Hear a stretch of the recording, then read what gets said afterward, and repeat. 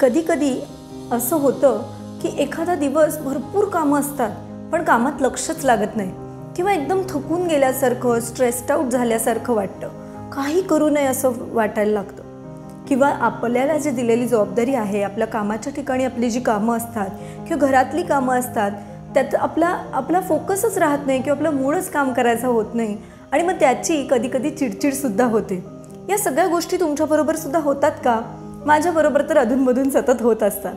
पण यावर उपाय म्हणून आपला दिवसभर छान मूड राहावा आणि आपलं मानसिक आरोग्य, शारीरिक आरोग्य, सामाजिक आरोग्य छान राहावं, यासाठी तुम्ही दिवसाची सुरुवात कशी करता हे खूप महत्त्वाचं असतं. त्यामुळे मी आज तुमच्यासमोर अशा काही गोष्टी शेअर करणार आहे, ज्या दिवसाच्या सुरुवातीला केल्या असता आपला दिवस छान जाऊ शकेल.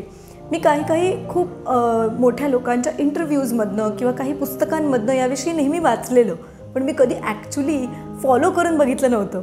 पण आता मी काही गोष्टी फॉलो करायला सुरुवात केली आहे आणि त्याचा खूप छान इफेक्ट मला जाणवतो आहे. आणि म्हणूनच मी आज तुमच्याबरोबर शेअर करणार आहे माझं मॉर्निंग रुटीन किंवा सकाळी उठल्यावर मी अशा कुठल्या गोष्टी करते ज्याने मला दिवसभर फोकस्ड आणि छान हॅपी राहायला मदत होते, ते शेअर करणार आहे.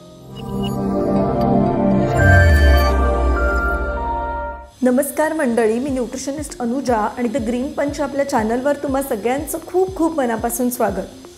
मी लाईफस्टाईल आणि न्यूट्रिशन विषयीचे छान छान टिप्सचे व्हिडिओ तुमच्याकडे घेऊन येतच असते. तुम्हाला जर या विषयात इंटरेस्ट असेल तर आपल्या द ग्रीन पंच चॅनलला अजूनही सबस्क्राईब केलं नसेल तर नक्की करा आणि बेल आयकॉनवर क्लिक करा, म्हणजे माझा नवीन व्हिडिओ कधी येतो आहे त्याचं नोटिफिकेशन तुम्हाला लगेचच येईल. तर मॉर्निंग रुटीन म्हणजे नक्की काय? आपण भरपूर लोकांचे यूट्यूब शॉर्ट्स बघतो, व्हिडिओज बघतो आणि मलाही असं वाटायचं की एवढं सगळं करायची काय गरज आहे, सुरू करावा जसा दिवस सुरू होतो आहे. परंतु ज्यावेळेस काही माझ्याकडे असे क्लायंट्स आले ज्यांना मी काही गोष्टी रोज सकाळी उठून रेग्युलरली करायला सांगितल्या आणि त्यांनी त्या केल्या, त्याचे त्यांना पॉझिटिव्ह परिणाम जाणवले, तेव्हा मला खरं तर त्याच्यातनं मोटिवेशन मिळालं की आपल्यालाही आता आपलं खूप आयुष्य धकाधकीचं झालेलं आहे, बऱ्याच जबाबदाऱ्या आहेत, तेव्हा आपण हे आठवणीने आपल्यासाठी वेळ काढून केलं पाहिजे. आणि मी तुम्हाला सांगूच शकत नाही हा ज्याचा त्यांनी अनुभव घ्यावा, परंतु ह्या गोष्टी नियमितपणे केल्यामुळे माझ्या आरोग्यावर, मानसिक शारीरिक आरोग्यावर त्याचा खूप परिणाम झाला चांगला. आणि म्हणून मी तुमच्यापैकी सगळ्यांना हे सांगेन की एक अर्धा तास, ह्या ज्या 4-5 गोष्टी मी सांगणार आहे त्या सगळ्या करायला अर्धा ताससुद्धा पुरतो. जास्त वेळ दिला तर अधिक चांगले परिणाम होतातच, परंतु आपल्याला वेळ नसेल, समजा आपल्याला खूप गडबडीचं कामाचं खूप व्यस्त शेड्यूल आहे, तर निदान अर्धा तास तरी यासाठी द्यावा, अशी माझी सगळ्यांना कळकळीची विनंती आहे. आता आपण लवकरच त्या 5 गोष्टी जाणून घेऊया. तर पहिली गोष्ट आहे जी आपल्याला पहिल्यांदा जेव्हा जाग येते, अलार्मनी असेल किंवा तुम्हाला जर अशीच जाग येत असेल, तर जाग आल्यानंतर बेडमध्ये बसल्या बसल्या 2 गोष्टी मी आवर्जून करायचा प्रयत्न करते. पहिली आहे ती म्हणजे अर्थातच प्रार्थना, देवाची प्रार्थना करणं. आपल्या हिंदू संस्कृतीमध्ये कराग्रे वसते लक्ष्मी सारखे श्लोक उठल्यावर म्हणायला सांगितले आहेत किंवा तुम्ही ज्या देवाला, ज्या शक्तीला भजत असाल त्याची एखादा श्लोक किंवा एखादी प्रार्थना तुम्ही मनापासून म्हणू शकता किंवा नामस्मरण करू शकता. आणि जर तुम्हाला त्याविषयी एवढी आवड किंवा कल्पना नसेल तर तुम्ही एक सोपी गोष्ट करू शकता जी मी आवर्जून करते, ती म्हणजे पहिल्यांदा सगळ्या आपल्या आयुष्यातल्या छान गोष्टींसाठी कृतज्ञता देवाकडे व्यक्त करणं किंवा या एनर्जीकडे व्यक्त करणं की आपल्याला छान शरीर दिलेलं आहे, आपल्या घरात छान माणसं आहेत, सगळ्यांचं आरोग्य छान आहे, आपल्या घरात आपल्या डोक्यावर छप्पर आहे, आपल्याला व्यवस्थित खायला प्यायला मिळते, आपल्याकडे नोकरी आहे. ह्या बेसिक गोष्टीसुद्धा कितीतरी लोकांकडे नसतात. त्यामुळे ह्या सगळ्याविषयी कृतज्ञता व्यक्त करणं, ग्रॅटिट्यूड व्यक्त करणं खूप आवश्यक आहे आणि ते केल्याने आपल्या दिवसाची सुरुवात एका छान पॉझिटिव्ह नोटवर होते.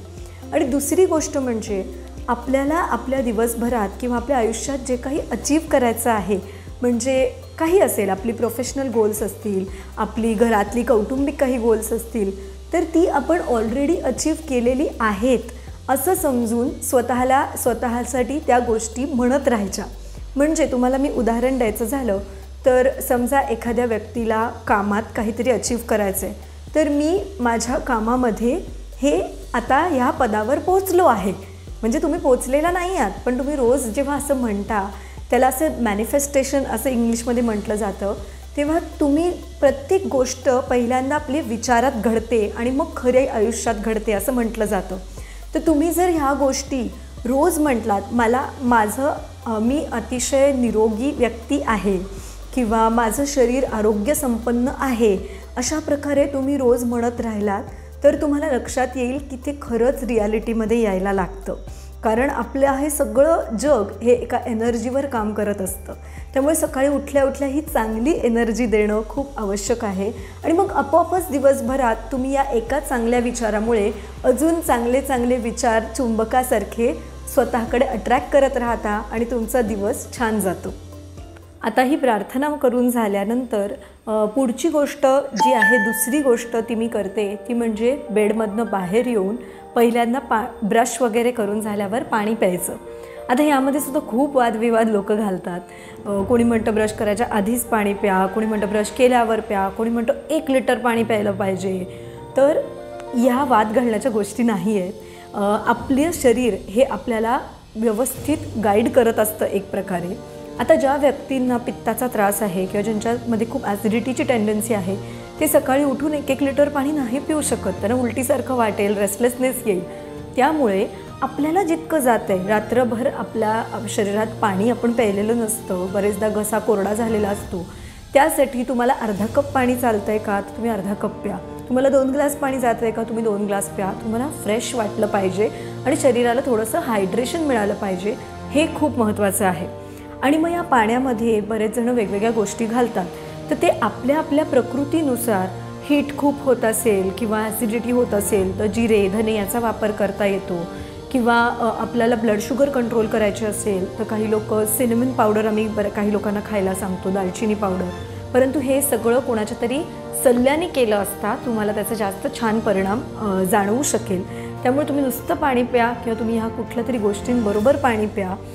त्यांनी तुम्हाला हायड्रेशन मिळाल्यामुळे पुन्हा एकदा तेच आहे की आपल्याला हायड्रेशन खूप महत्त्वाचं असतं, पाणी शरीराला देणं खूप महत्त्वाचं असतं, ज्यामुळे तुमच्या दिवसाची एकदम फ्रेश सुरुवात होऊ शकते. आणि बऱ्याच वेळास बावेल मुवमेंट्स म्हणजे आपली पोट साफ होण्यासाठी सुद्धा ह्याचा खूप चांगला परिणाम होतो. बऱ्याच लोकांना कोमट पाणी सकाळी उठल्यावर प्यायल्यामुळे पोट साफ व्हायलासुद्धा मदत होते. त्यामुळे बेसिकली आपली मेटाबॉलिझम छान राहण्यासाठी ही खूप महत्त्वाची गोष्ट आहे. परंतु त्याच्यामध्ये उगाचच सगळ्यांना सेम स्टँडर्ड्स लावणं उपयोगाचं नाही. तुम्ही तज्ज्ञांच्या सल्ल्यानुसार किंवा स्वतःच्या बॉडीला थोडं ऑब्झर्व करून या गोष्टींबद्दल स्वतःसाठी एक गोष्ट ठरवू शकता. परंतु पाणी पिणं आवश्यक आहे. आता पाणी पिऊन झालं, फ्रेश झालं की तिसरी गोष्ट आहे जी मी गेले 2-1 महिन्यापासून रेग्युलरली करते आहे. मी पूर्वी पण करायचे पण मध्ये थोडा ब्रेक झालेला, ती म्हणजे योगासनं करणं. आता इथे तुम्हाला जर प्रॉपर योगासनं करायला किंवा काही कोणत्या प्रकारचा व्यायाम करायला सकाळी वेळ मिळत नसेल तर तुम्ही फक्त 10 मिनटं आपले जे बेसिक स्ट्रेचिंग असतं ते सुद्धा करू शकता. बेसिकली आपलं शरीर रात्रभर खूप स्टिफ झालेलं असतं, तर त्याला एनर्जी आणण्यासाठी किंवा तुम्हाला तुमच्या ॲक्टिव्हिटीज पटापट करण्यासाठी जी एक एनर्जी, जो एक बूस्ट मिळतो तो स्ट्रेचिंगमुळे खूप चांगल्या प्रकारे मिळू शकतो. आणि जर तुम्ही सकाळी व्यवस्थित स्ट्रेचिंग केलं तर दिवसभर तुम्हाला छोटे छोटे जे एक्स आणि पेन्स होतात, म्हणजे खूप वेळ एका जागी बसून आपल्याला पाठ दुखायला लागते किंवा मान दुखायला लागते, ड्रायव्हिंग करून त्रास होतो, तर हे कमी करायलासुद्धा ह्याचा मोठ्या प्रमाणावर आपल्याला उपयोग होतो. दुसरं म्हणजे आपल्या सगळ्यांना माहिती आहे की व्यायाम केल्यामुळे आपल्या शरीरात हॅपी हॉर्मोन्स सिक्रेट होतात, ज्यामुळे पुन्हा एकदा तुमचा मूड सकाळी छान व्हायला मदत होते. आता ह्यामध्ये एक गोष्ट आवर्जून आपण करू शकतो की स्ट्रेचिंगच्या बरोबरीने जर तुम्ही प्राणायाम केलात, अनुलोम विलोमसारखे प्राणायाम केले तर त्यामुळे तुम्हाला एक विशेष छान एनर्जी तुमच्या आतमध्ये जाणवू शकते, ज्याचा तुम्हाला दिवसभर पुन्हा एकदा मस्त राहायला मदत होते. परंतु पुन्हा खूप महत्त्वाचं, यूट्यूबवर बघून किंवा कोणाचे तरी व्हिडिओज बघून, टी व्हीवर बघून प्राणायाम करणं खूप धोकादायक ठरू शकतं. तुम्ही प्रॉपर एखाद्या योग शिक्षकांकडे ते शिकून घ्या आणि मग तुमचं तुम्ही करू शकता. परंतु प्रथम ते शिकणं खूप आवश्यक आहे, कारण प्राणायाम जितकं इफेक्टिव्ह आहे तितका तो चुकीचा झाला तर तुमच्या शरीरात व्याधी निर्माण करू शकतो. हे प्रत्येकाने लक्षात घेण्यासारखी गोष्ट आहे. त्यामुळे कोणीतरी अनुभवी व्यक्तीच्या योग शिक्षकांच्या कडे तो शिकून घ्या आणि मग करा. तर बेसिकली सांगण्याचा उद्देश हा आहे की कुठला तरी व्यायाम प्रकार, आणि जर तो शक्य नसेल, वॉक करणं असेल, पण ते शक्य नसेल तर निदान 10 मिनटं घरच्या घरी आपले मानेचे व्यायाम, नेक रोटेशन्स, हात पायाचे सगळे जॉईंट्स रोटेट करणं, हे जे बेसिक व्यायाम असतात जे आपण जिममध्ये वॉर्मअपला करतो किंवा सूक्ष्म व्यायाम ज्यांना योगासनामध्ये म्हटलं जातं ते जरी तुम्ही रोज केलेत तरी तुम्हाला त्याचा खूप मोठ्या प्रमाणावर उपयोग होऊ शकतो. मी प्रॉपर 1 तासाचा योगा क्लास करते, ज्याच्यामध्ये योगासनं आणि सूर्यनमस्कार आणि ब्रीदिंग टेक्निक्स, मेडिटेशन हे सगळंच असतं. तो एकदम पॉवर पॅक प्रोग्राम असतो आणि त्यांनी सकाळी इतकं छान आणि फ्रेश वाटतं की ते फिलिंगच एकदम वेगळं आहे आणि ते करायला लागल्यापासून मला माझ्या शरीरात अनेक पॉझिटिव्ह बदल जाणवत आहेत. त्यामुळे ज्याला शक्य असेल त्यांनी हे नक्की सकाळच्या वेळी करावं, पण जर नसेल तर निदान 10 मिनिटाचं स्ट्रेचिंग आणि प्राणायाम एवढं तरी तुम्ही नक्कीच करू शकता. तेवढा वेळ नक्कीच काढायला हवा स्वतःसाठी. चौथी गोष्ट आहे, त्याचा बऱ्याचदा आपण खूप सिरियसली विचारही करत नाही, ते म्हणजे आपल्याला रोज सूर्यप्रकाशात थोडा वेळ तरी घालवता येणं, सनलाईट एक्सपोजर. आता सनलाईट किंवा सूर्यप्रकाशामध्ये व्हिटॅमिन डी सूर्यप्रकाशामुळे आपल्या शरीरात बनतं आणि त्याच्याने हाडं चांगली राहतात, हे मला वाटतं आता सगळ्यांना माहितीच आहे. पण तुम्हाला माहिती आहे का, त्या व्यतिरिक्त हा एक मोठा उपयोग तर आहेच, पण त्या व्यतिरिक्त सूर्यप्रकाश निदान 10 ते 15 मिनटं सूर्यप्रकाशात घालवल्यामुळे सकाळच्या वेळात 7 ते 9 हा एक आयडियल वेळ समजली जाते, जेव्हा कोवळं ऊन असतं. त्याच्यात तुम्ही चालायला गेलात किंवा काहीच नाही तर तुमच्या घरात बाल्कनीत जर ऊन सकाळचं येत असेल तर तुम्ही तुमचा मस्त चहाचा कप घेऊन बाल्कनीत जाऊन बसा, किंवा तुम्ही जर योगासनं करत असाल तर तुम्ही खिडकी उघडी ठेवून किंवा बाल्कनीत योगासनं करा. अशा कुठल्या तरी मार्गाने एक 15 ते 20 मिनटं जर तुम्हाला सूर्यप्रकाशात घालवता आली तर त्यामुळे सेरोटोनिन नावाचा एक हॉर्मोन आपल्या सिक्रेट होतो आणि त्यामुळे आपला मूड छान होतो. आणि असं रिसर्चमध्ये दिसून आलं आहे की जे लोक सूर्यप्रकाशात सकाळचा थोडा वेळ घालवतात त्यांची स्लीप क्वालिटी खूप इम्प्रूव्ह होते. म्हणजे सूर्यप्रकाशात वेळ घालवणं हे डायरेक्टली झोपेशी निगडीत आहे आणि हे लहान मुलांच्या बाबतीत सुद्धा खरं आहे. म्हणून आपल्याकडे बाळांना जनरली सूर्यप्रकाशात धरलं जातं, ज्यांनी त्यांची झोप त्यांना छान, बाळांना तर भरपूर झोपेची आवश्यकता असते. सुरुवातीला अगदी 15-15, 20-20 तास बाळं झोपतात. तर चांगल्या सूर्यप्रकाशात त्यांना एक्सपोज केलं, त्यांना सूर्यप्रकाश दिला तर ते छान झोपतात. आणि हे आपल्या बाबतीतसुद्धा प्रूव्ह झालेलं आहे रिसर्चनी की झोप छान लागते, म्हणजे हाडं बळकट होतात, मूड छान होतो आणि झोपही छान लागते. असे मल्टिपल बेनिफिट्स आहेत. त्यामुळे मी असा प्रयत्न करते की सकाळचा थोडा वेळ तरी माझ्या घरात खिडकीतनं सूर्यप्रकाश येतो, त्याच्यामुळे त्याच्यात वेळ घालवावा, असा प्रयत्न एक 15-20 मिनटं तरी घालवावी असा प्रत्येकाने केला पाहिजे. 5वी गोष्ट आहे जी मी रोज करायचा आवर्जून सध्या प्रयत्न करते आहे ती म्हणजे कुठलं तरी पुस्तक वाचायचं. आता पुस्तक म्हणजे सुद्धा मी शक्यतो ट्राय करते की स्पिरिच्युअल रीडिंग करायचं आणि ते ॲक्च्युअल पुस्तक घेऊन स्क्रीनवर नाही. माझे जे गुरु आहेत त्यांनी खूप छान पुस्तकं लिहिली आहेत, तर ती मी सकाळी वाचायचा अगदी 1-1.5 पान जेवढा वेळ मिळतो तेवढा प्रयत्न करते. ह्या व्यतिरिक्त आपण ज्ञानेश्वरी, भगवद्गीता यासारखे ग्रंथ जर तुमच्याकडे असतील, कोणी घरात वाचत असेल तर तुम्ही ते वाचायचा प्रयत्न करू शकता किंवा ते रेग्युलरली सकाळी वाचू शकता. ह्या सगळ्या धर्मग्रंथांमध्ये आपल्याला दिवसभर बऱ्याचदा अनुभव येतो की आपल्याला काही प्रश्न पडतात, कशा गोष्टींची चिंता वाटते, भीती वाटते, ह्या सगळ्याची उत्तरं या धर्मग्रंथांमध्ये असतात.